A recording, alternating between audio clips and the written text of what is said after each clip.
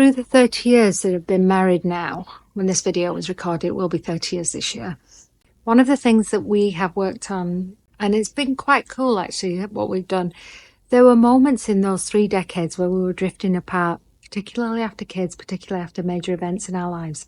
And we had a lot of time where we were drifting apart and it felt like roommates. We'd kind of depolarized the relationship. Either we were both in our feminine or we were both in our masculine. And we kind of got a bit lazy with it and not really prioritized it because we were so busy, right? And I'm guilty of it as much as he is.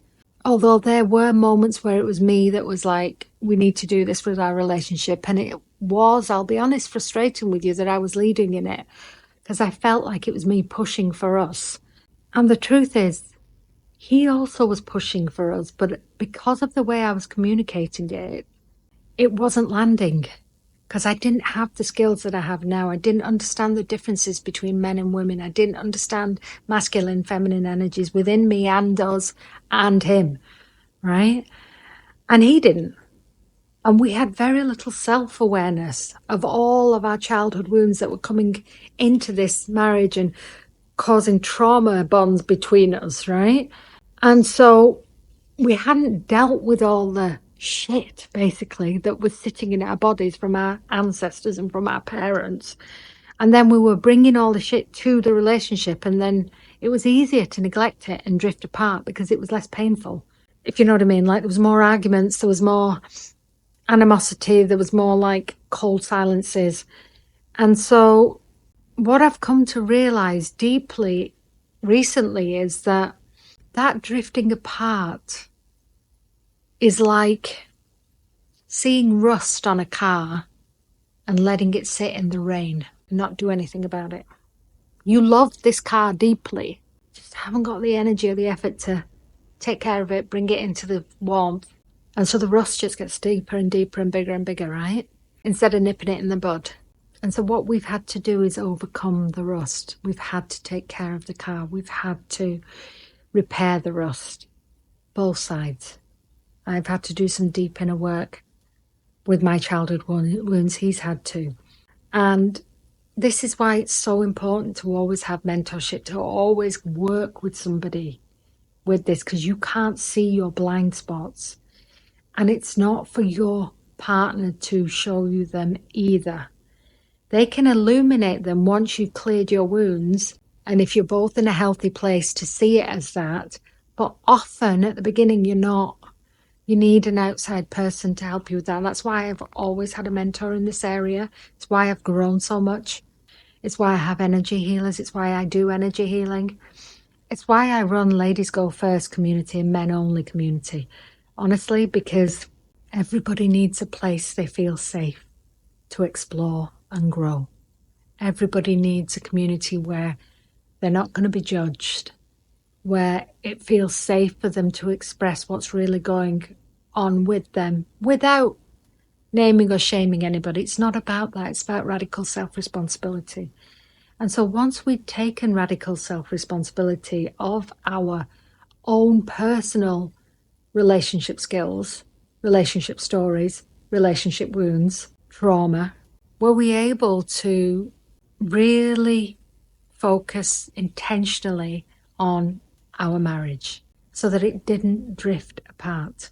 So some of the things that we do, we have appointments, we intentionally set time aside for our relationship. We intentionally have days. Sometimes I organize them, sometimes he does. And we intentionally have daily conscious conversations, and we intentionally have intimacy. I intentionally kiss him when he comes through the door. Not just a peck.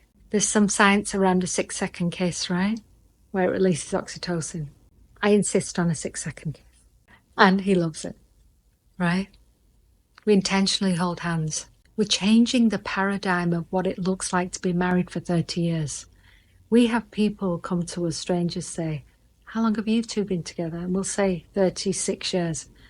They're like, how do you keep the spark going? Because we're intentional. Because it matters to us. Because otherwise, the only difference between roommates and a marriage is intimacy, right? He intentionally rubs my feet. He intentionally hugs me. He intentionally holds my hand. Are there moments where he forgets? Absolutely. And these are where we have conversations and we get back to it. But this is the key, right? We drifted for a long time unconsciously. And when we realized we were drifting and what was really causing us hurt was the disconnect and how much we valued physical contact, that's when we became intentional, and that's when we stopped drifting apart. Because we talk about emotional, spiritual connection. They are so important. They are the fundamentals. And often what happens in long-term relationships, you forget about the physical connection. The physical connection is equally as important because it releases chemicals in you that make you feel connected with that person. We intentionally sleep very close to each other, touching one part of each other's bodies. Sometimes our girls will be like, can you two get a room? We're like, no. We want you to see what it's like to be healthy and happy and love and connected, even at our age, especially at our age. I want those memes you get of those elderly couples in their 80s and 90s, and they're on the beach holding hands and splashing in the water and playing and having fun. And we think that's cute, but it's not the norm. It's extraordinary. I want that to be the norm because that is what keeps you from drifting apart. And so the question I get asked a lot is, how do you stop yourself from drifting apart? Intentionality, cleaning up your wounds.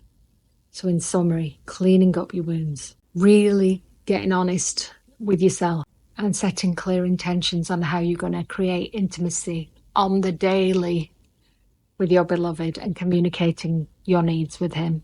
And again, these are strategies I'll take you through in Men Only, Ladies Go First communities. If that's something you want to continue on this journey with me, there's a link somewhere below. If not, it's been a privilege to have this conversation with you. Thank you for sticking around. If you enjoy this content and it's adding massive value to you, please let me know. I love to hear your stories. Please, please, please subscribe, share. This will help somebody else, right? And watch the next video. Really upskill your relationship skills. Really question where you're at. This matters to me because my mission is to halve the divorce rate. Not because I don't believe in divorce, but because I believe that half the marriages, half the people that got divorced could have saved their marriages if they had these rights, these tools, skills and strategies. And we started having elevated conversations like this one. Thank you so much.